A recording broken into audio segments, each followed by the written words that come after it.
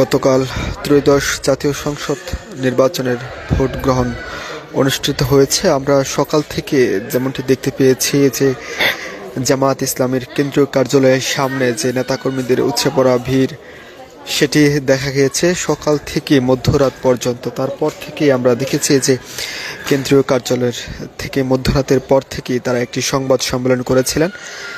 তারপর সকাল থেকে দুপুর পর্যন্ত এই কার্যালয়ের সামনে নেতাকর্মীদের উপস্থিতি অনেকটাই কম দেখা যাচ্ছে। তবে এখন যে উপস্থিতি আছে নেতাকর্মীদের, এর তুলনায় আমরা দেখেছি যে সকালে খুব কম একদম বলা চলে নেতাকর্মীদের উপস্থিতি ছিল এই জামায়াত ইসলামীর কেন্দ্রীয় কার্যালয়ের সামনে। বিবিসির এক সাংবাদিকের প্রতিবেদনে যেটি উঠে এসেছে, নির্বাচন চলাকালীন এবং ভোট গ্রহণ শেষেও যেখানে মধ্যরাত পর্যন্ত জামাতের নেতাকর্মীরা উপস্থিত ছিলেন কিন্তু এখন সেখানে খা পরিবেশ, তেমনটি উঠে আসছে। তিনি আরও জানিয়েছিলেন যে গতকালও দলটির পক্ষ থেকে রোববার বলা হচ্ছিল তারা সরকার গঠন করতে যাচ্ছে, কিন্তু এখন এটি স্পষ্ট যে নির্বাচনের সংখ্যাগরিষ্ঠতা পেয়ে জয়যুক্ত হয়েছে বিএনপি এবং তারাই সরকার গঠন করতে যাচ্ছে। জামাত নির্বাচনে জয়লাভ না করায় সরকারের গঠনের প্রত্যাশা পূরণ না করতে পারলেও এ যাবৎকালে তারা যতগুলো নির্বাচন করেছে তার সবচেয়ে বেশি তারা এই নির্বাচনে তারা ভোট নিতে পেরেছে, জনগণ তাদেরকে ভোট দিয়েছে। আপনারা দেখতে পাচ্ছেন না জামায়াত ইসলামীর যে কেন্দ্রীয় কার্যালয়ের যে বর্তমান পরিস্থিতি, সেটি আমরা দেখাতে চেষ্টা করছি। আজ জুমা নামাজের পর একটি সংবাদ সম্মেলনে তাদের যে প্রতিক্রিয়া জানানোর কথা ছিল সেটি হয়তো তারা জানাবেন কিছুক্ষণের মধ্যে। এখন তারা দলটির পক্ষ থেকে বৈঠক করা হচ্ছে। বৈঠক শেষে তারা গণমাধ্যম কর্মীদের সাথে কথা বলবেন। কথা বলার পরে আসলে জানতে পারা যাবে যে তারা কি বলবেন।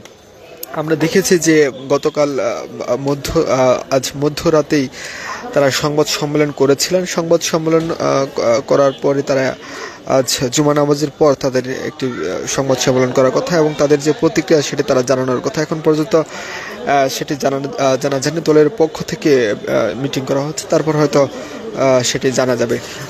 আমরা দেখেছি যে আপনাদেরকে আবার বলে রাখতে চাই, এ যাবৎকালে যতগুলো নির্বাচন হয়েছে সবচেয়ে বেশি নির্বাচনে ভোট গ্রহণ করেছেন বাংলাদেশ জামায়াত ইসলামী। তবে সরকার গঠন করার যে একটি ছিল তাদের পক্ষ থেকে বলা হয়েছিল, সেটি না করতে পারলেও তারা অনেকগুলো ভোট নিতে পেরেছে, সেটি দেখা গেছে। আমরা যে বর্তমান পরিস্থিতি দেখানোর চেষ্টা করছি জামাত ইসলামের কেন্দ্রীয় কার্যালয়ের সামনে বাদ জুমার পর আমরা এখানে দেখতে পাচ্ছি যে অসংখ্য গণমাধ্যম কর্মী এবং জামাত ইসলামের নেতৃবৃন্দ তারা এখানে উপস্থিত হচ্ছেন। সকাল থেকে দুপুর পর্যন্ত তার উপস্থিতি অনেকটাই কম ছিল।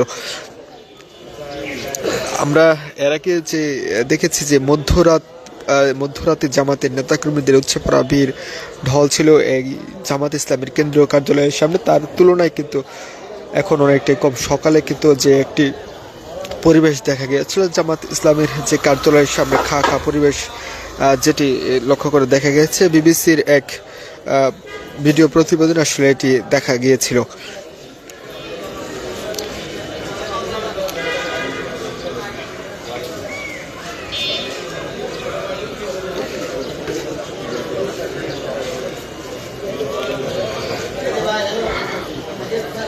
ঢাকার মগবাজারে জামাত ইসলামের কেন্দ্রীয় কার্যালয় রয়েছে। জামাত ইসলামের কেন্দ্রীয় কার্যালয়ে বাদ জুমার পর নেতাকর্মীরা এখানে উপস্থিত হচ্ছেন।